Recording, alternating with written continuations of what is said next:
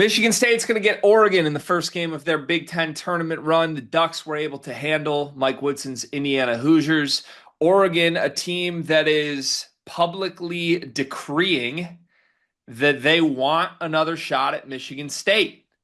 You got to have some level of psychopath to you to even think that you want another game with Michigan State. And whether they're doing this for Instagram likes, much like Dusty May's doing things for Instagram likes right now, or whether they actually mean this and they're a little bit delusional, Cart, this should be an interesting one because Oregon is acting like they are very up for this game and the challenge that is trying to take down the number one team in the Big Ten. As a Michigan State fan, when I say the words Oregon wants this game, what does that make you feel?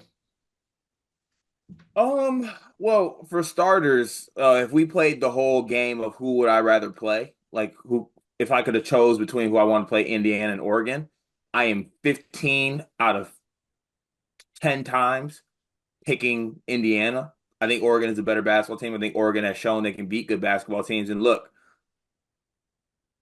at the Breslin Center, Oregon had us on the ropes for the most part. Like in the first, like they had a dominant start to finish first half. And luckily for Michigan State, they made adjustments in the second half. And that was Jace's first career start. I believe he had 29 points in that game. He was incredible. Um, by the way, the person who said he wanted to play Michigan State was TJ Bomba. He should also make sure he gets a map because he needed one last time he was guarding Jace Richardson. But it's a team in Oregon who's shown that they can play with the best teams and beat the best teams in the country. I don't think you can ignore some of the big wins they had in the non-conference. And they had a little bit of a lull there. They reeled off some wins. To your point, those wins have been against, maybe some of the lower level Big Ten teams. But as I look across Oregon's roster, I see a lot of guys settling into their roles, right? Jackson Shelstad is like a big shot guy where they go to him in really big spots. He had the big shot to beat Indiana to put them up. He had the big shot at the Kohl Center to send it to overtime. He just has that G to him that I want to win this game to him. And then, they got Altman, Bomba, Biddle. It's a really good Oregon team, so I think it's going to be a really good test for Michigan State.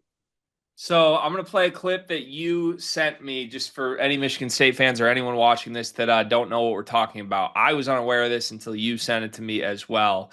Cart, this is TJ Bomba on Big Ten Network, I believe, right after Oregon's win over Indiana. You can't hear it, but I'm going to listen to it.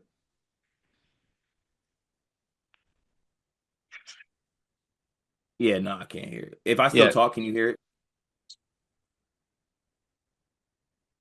Two hottest teams in the Big Ten. You guys have won a bunch. How are you feeling going into this game, basically, is the question. Mm-hmm. I can't wait to play them, to be honest. And we wanted the seeding to break out, so we get Michigan State. We were watching Illinois results saying we hope it breaks out that we get another chance at Michigan State. That is quite the thing to say on camera about the best team in the Big Ten. And yeah, it's TJ Bomba saying it. Mm-hmm. TJ Bomba? It was so crazy that when I told you about this on the Oregon recap, you looked at me and said, "Is this you pulling a jig, making this up?"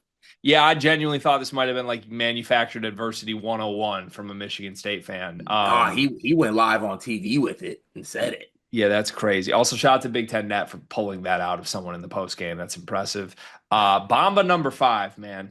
That is not something I would expect from Bomba number 5. One, But 2, 3, 4, 5. Every team you've been on always loses in March. And no, but in all seriousness, though, this Oregon team, I think, like when you stack them up in the Big Ten rankings, where would you put them?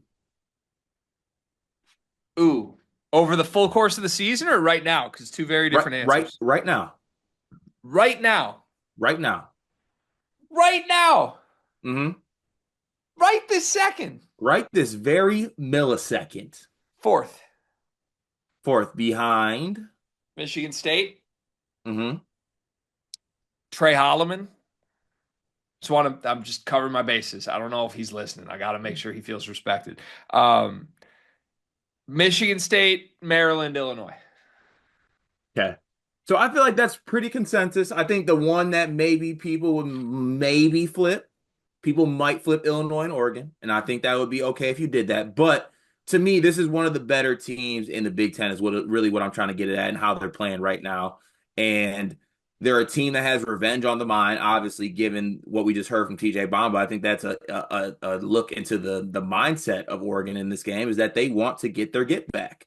And Michigan State's not going to be a team that wilts and kind of, lets up and lets that happen. They're going to go ahead and have to go and take it. So, it's going to be interesting to see how this plays out, especially given because how the Big Ten tournament plays out. One of the great things about Michigan State this season is they have a lot of depth, right? They can wear teams down. I don't even know if Oregon really broke that much of a sweat in the Indiana game. I know it was like I know it's close, and yes, they did break a sweat. Like, I don't mean to like take it to that point, but there is something to be said about this team having to bounce back and play right again against a Michigan State team that was able to shake off the field house celebration from Sunday and is going to be fully rested. Yeah, I don't really think Oregon is going to have any legs problems or that. Like, I don't think depth's a concern for them. They bring Kwame Evans off the bench, who's really good. They have a capability of going 8, 9, or even 10 deep potentially. In this first game in the Big Ten tournament, they went 7 deep, but Jadarian Tracy played 18 minutes off the bench, and as I mentioned, Evans is like a really good six-man type. So I don't foresee. Talking about Kwame Booker. That's what you think he is? I mean, he's the fully realized version of Xavier Booker. Yeah, he's a lot better. I don't love where you're going with that. He's had some pretty good performances from them lately, honestly. Yeah, he's the fully realized version of Xavier Booker. Okay. Don't see He it. got pieces. Most similar Ken Palm player comp for Kwame Evans, Keegan Murray. Most fourth most similar player comp for Kwame Evans, Coleman Hawkins. He kind of just good. I wouldn't maybe go to the Xavier Booker comps. I mean, yeah, sure. Okay. I mean, this is. Nothing scares you. You're a Michigan State fan. Like, No, there's no, nothing. no. Oregon scares me. It shouldn't. Oregon scares me. Mr. 15 minutes a game, 6-4, Kwame Evans does not. You're just on some weird shit tonight. I love you, What? buddy, but you're on some weird shit. We're going. This is like the fourth video we're doing, and any player that's getting brought up, you're just shitting on today. Like, you just we did Illinois. Everyone was sensational. Let's talk about You were Oregon's just good players. Let's not talk about Kwame Evans. Casparis Amadeo de la Valle and sending like you're just on everybody's ass today. Everybody sucks.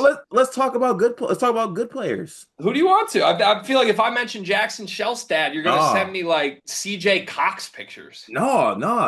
Let's talk about the Bombas, the Biddles, the Shellstads, the Angels of the world. You want to talk about TJ Bomba? If we start talking about TJ Bomba, you're gonna say he's good?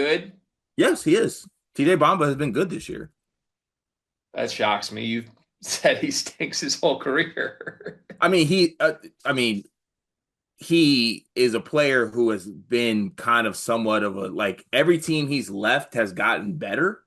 Like, that's kind of a fact, but I think that he's a really good, strong 6'5" defensive guard. He can score the basketball. He's not necessarily like an efficient basketball player, but he can score the basketball. Okay. So here's what excites me most about this game. I think these are the only two teams in the Big Ten that have definitively gotten way better since the last Michigan State-Oregon game. You and I talked about this elsewhere. You broke my Michigan team. I think you broke Wisconsin, who hasn't looked the same since they set foot in the Breslin Center. For stretches of this season, you broke Illinois. Who else you want to say you broke? Maryland hasn't necessarily been awesome since the half-court shot.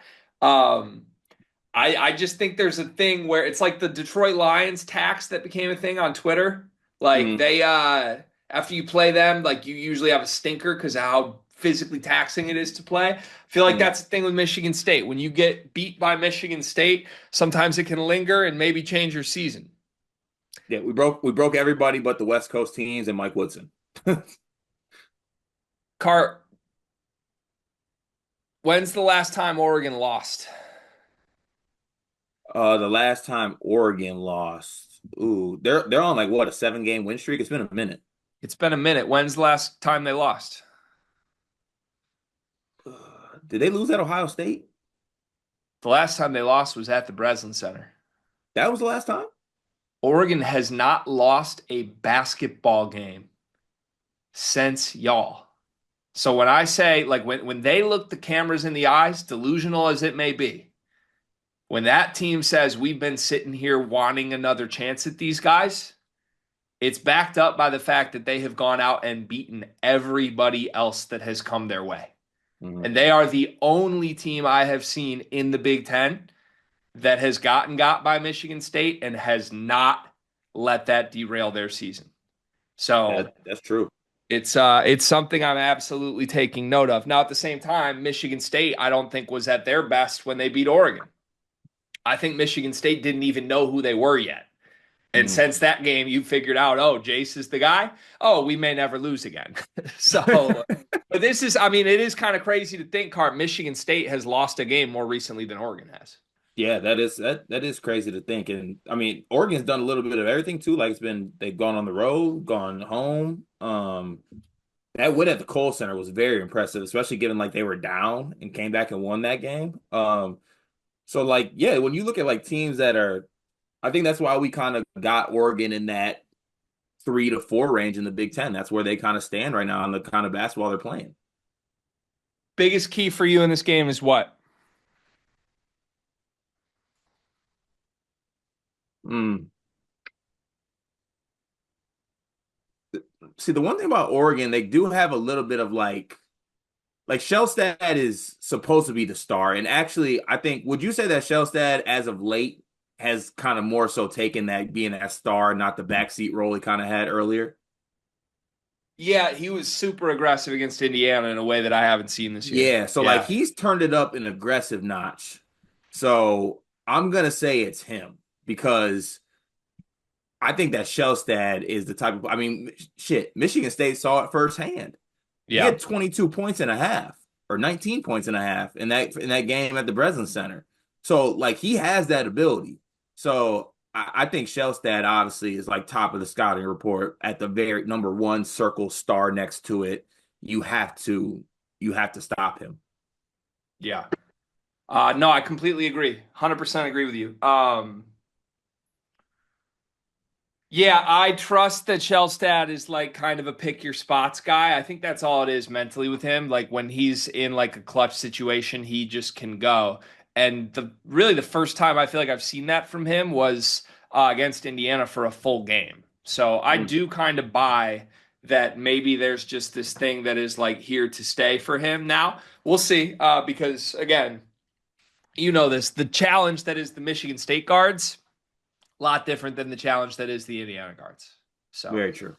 we'll see. He's not going to step into many wide open jumpers in this game. There's one player in particular for Michigan State that I have my eye on this game for. Do you have any guesses as to who that might be? Polar? No. He was good though. Kohler had 14 and 12 in the first game. Yeah, I'm trying to think what your thought process is here. Are you going where I think you're going?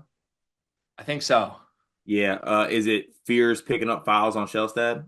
No, although that's a fun one. The player Oh. that I am most intrigued in watching in this game is none other than Jeremy Fears Jr. Here's why. He Mm, didn't play in the first meeting. right. Now, I would argue more than any game for Michigan State this season, that game was a tale of two halves. You Yeah. were down 14 points at halftime. Hmm. You were up two by the 10-minute mark of the second half. So it was truly kind of dog walked in the first half, came out at halftime, just destroyed them. And Fears is the only guy that didn't play from either side in this game. And when I look at what happened in this game, not having Jeremy Fears actually makes a lot of sense when I remember what happened in this game truly. Because I think not having Jeremy Fears contributed to Michigan State coming out flat. It was Mm. Jace Richardson's first start. He was not really sure what to do just yet. And as much as I downplay it from time to time, you saw what Fears did setting the tone against Michigan. He's Hmm. done it in other games. He just is an aura, mentality, emotional stabilizer guy that gets everybody going. You didn't have him against Oregon, and for that reason, among others, you were down huge at half. And then you came out at half, and with no Jeremy Fears in the second half, coincidentally, Cart, Jace Richardson had 29 points. Trey Holloman had 13 points and hit three threes. As a team, you shot 44% from three because you didn't have a guy who's a little offensively limited in the half Hmm. court. Hmm. So I think the game script actually makes a lot of sense to what happened the first game without Fears. In this game with him, I don't know how it's going to change the game. Do you have any thoughts as to like what having Fears will do to make this game different than the first? I mean, I do think he'll probably draw the shell stat assignment to start in this game. I'm Bellstat sure. he was great too, 22 points in the first game, so that would help. Yeah, so like I think that'll be part of it. And look, the one thing that does make me feel good about when you play teams like an Oregon with a shell stat is that, we have the guard depth to throw at him. Like Jay Akins was really good in the second half of that game that I think kind of spearheaded that run that we had. I'm sure other guys will get a chance on him in this game, but um the one thing I will say, like part of Tom Izzo's coaching job this year is that I think at the right time he does pivot away from Fears and kind of goes with, the Holloman, Richardson, and Akins lineup. And he's been playing. I think he's been pulling the right strings on which guards are playing how many minutes in this game. So I think that'll be a factor in this one too. If there is some stagnant to it, because like you said, Dana Altman's a great March coach. You don't think he's gonna have something for Jeremy Fears is on the floor and he's gonna have whoever's guarding him sitting at the block? That's going to be a very real thing, and that's going to be happening with Nate Biddle down low, who's going to erase everything at the rim. So it's going to be key that someone on Michigan State hits some shots in this game, I think, too. Yeah. How much does the fact that this is Michigan State's first game versus Oregon's second in this tournament, how much does that swing it one way or the other for you? It swung it till Bomba asked for us. Want to get to predictions? Yeah. Ken Pom has Michigan State by 4 points on a neutral in Gainbridge Fieldhouse. What's your prediction? Ooh. So I do think this is going to go back and forth for most parts of this game. I give it to the 8 minute mark of the second half where Michigan State wears on them and pulls away a little bit. I'm going to go ahead and take Michigan State to win this game. I'm going to say 77 to last. Let's go 77 to 67. Okay. Yeah. I think it's just absolutely one of those Michigan State games that we saw down the stretch of the season that happened repeatedly against Wisconsin, Maryland, all these teams. Oregon's a top half Big Ten team. They want Michigan State again. Okay, come get Michigan State. You'll get the smoke. This will be a close game in the first half. Michigan State will do the separate in the second half thing that they always do. I'll take Michigan State to win this game by 8 points. Feels right. Should be a really fun one, though. Oh, yeah, for sure. Looking forward to it. All right, we'll be here to recap it. Thanks for watching all our Big Ten tournament previews and recaps this week. More to come.